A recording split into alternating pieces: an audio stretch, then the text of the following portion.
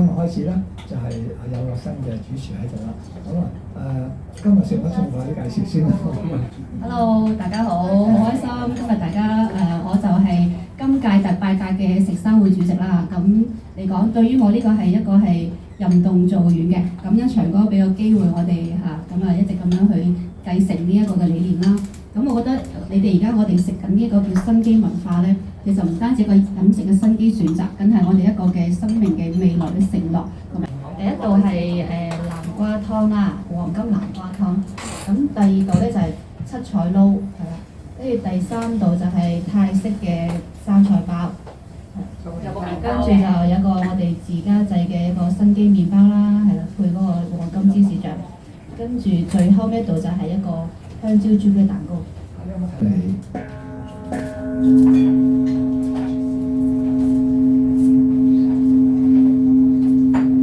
因為我哋今日係5月1號啦，咁就係我哋一個新嘅綠野林嘅一個團隊嘅成個嘅新團隊嘅成個嘅一個新影像啦，咁所以咧我就諗咗呢道菜就有啲係似我哋新春嘅，係啦，我哋叫七彩撈，呢個係我哋靈感來自新加坡嘅初七佢一道嘅新春賀年菜式，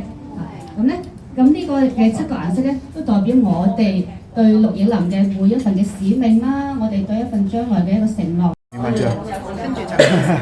翻張